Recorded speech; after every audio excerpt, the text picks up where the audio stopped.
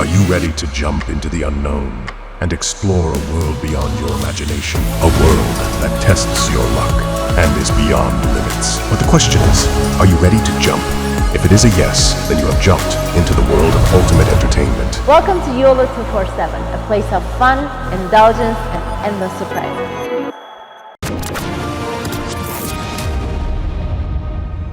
ISI ने उसकी शादी करवाई थी यासीन मलिक से। अब यासीन मलिक है जेल में और वो बैठी है प्रधानमंत्री के पास, जो काकड़ साहब हैं, जो केयरटेकर प्राइम मिनिस्टर बने हैं पाकिस्तान में अब शहबाज शरीफ के बाद।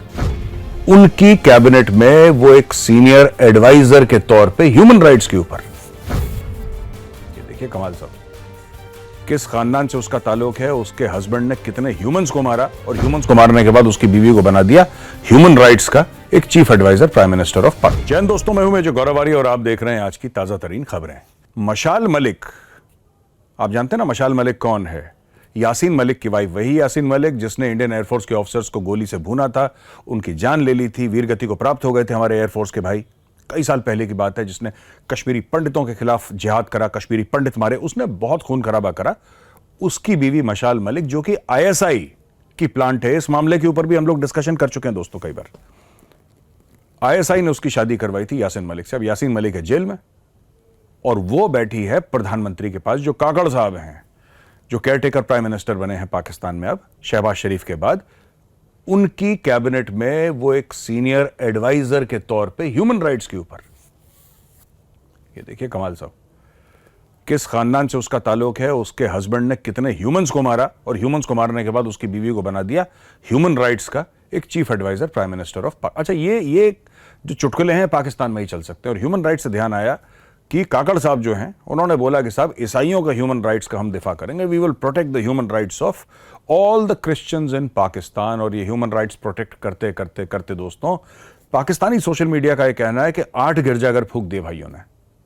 ऐसा प्रोटेक्ट कराया इन्होंने ईसाइयों को कि 8 गिरजाघर फूंक दिए। कितने ईसाई मरे, कितने जख्मी हुए, कितने घायल हैं, कितने चोटिल हैं, किसी को नहीं पता। उनके गांव खाली हो गए, वो घरों से भाग चुके हैं, कुछ डर के मारे घरों के अंदर अपने आप को लॉक कर दिया है। कितने घर जला दिए हैं, कितनी गाड़ियां फूंक दी हैं।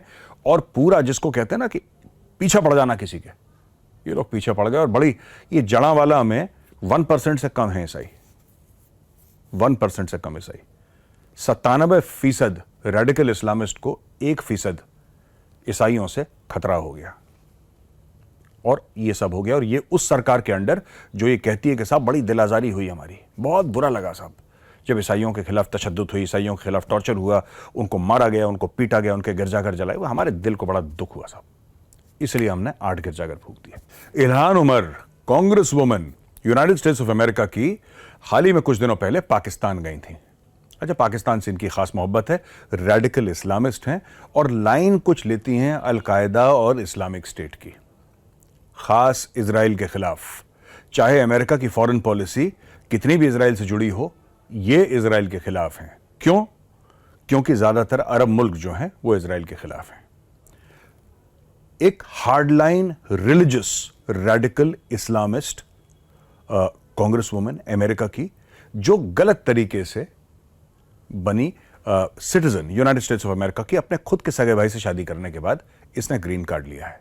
और ये बड़ा पीओके के गाने गाना, आज़ाद कश्मीर फलाना और आज़ाद कश्मीर, ये सब बातें इल्हान उमर करती। खैर, अभी दस्तावेज ऐसे मिले जिससे ये पता लगा है कि पाकिस्तान ने पैसा देकर उसको बुलाया था। यानी कि जो कुछ भी उसने कश्मीर के बारे में कहा, जो कुछ भी पाकिस्तान का मौजू उसने आगे बढ़ाया, वो सारा पैसा लेके बढ़ाया। सारा कुछ फाइनेंशियल था। तो ऐसे खरीदना है तो किसी को भी खरीद लो। फिर पाकिस्तान ऐसे क्यों बोलता है कि अमेरिका से कांग्रेस वुमन आई और उसने कश्मीर के साथ वो खड़ी रही और बोला? कुछ नहीं, अगर हम लोग पैसा दे देते तो दिल्ली में आके खड़ी हो जाती वो। भाई, बात पैसे की, और हमारे पास तो 100 गुना ज्यादा पैसे हैं पाकिस्तान के पास। तो क्या करा इसने? बेसिकली पैसे के लिए बिकी और पैसे के लिए इसने जो कुछ बोलना था बोला। खैर, एनीवे, देखिए बात यह है ना कि ये पनौती है। ये पनौती इस प्रकार से है, ये फोटोग्राफ्स आप जरूर देखिएगा। जब ये आई थी तो ये किससे मिली? ये इमरान खान से मिली। इमरान खान के कुछ दिन मिलने के बाद इमरान खान की छुट्टी हो गई। फिर ये मिली हिना रबानी घर से, हिना रबानी घर की छुट्टी हो गई। फिर ये मिली शहबाज शरीफ से, भाई शहबाज शरीफ की भी छुट्टी हो गई।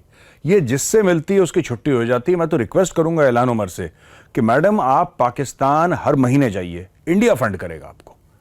आप हमसे पैसे लीजिए, हम आपको पैसा देंगे और पाकिस्तान से कहीं ज्यादा देंगे। पाकिस्तान के बेचारों के पास पैसे हैं नहीं, ये मांग तांग के इन्होंने इकट्ठा करके आपको बुलवाया था। हम तो आपको इतने पैसे देंगे कि आपने सोचा भी नहीं होगा। आप पाकिस्तान जाइए हर महीने, और पाकिस्तान के आर्मी चीफ इस बार जनरल आसिम मुनीर से जरूर मिलिएगा, उनकी भी छुट्टी हो जाए। आईएसआई के चीफ से मिलिए, उसकी भी छुट्टी हो जाए। और धीरे धीरे जितना भी पाकिस्तान का टॉप ब्रास है, जितना भी अशराफिया है, सबकी छुट्टी हो जाए। आप जाइए। मुझे लगता है कि हिंदुस्तान के हाथ में इससे बेहतर हथियार इमरान खान के बाद और कोई नहीं हो सकता। तो दोस्तों, अगर ये वीडियो पसंद आए तो उस वीडियो को लाइक जरूर करिएगा। मैं हाजिर हूंगा अगले हफ्ते एक नए वीडियो के साथ। तब तक के लिए जय हिंद।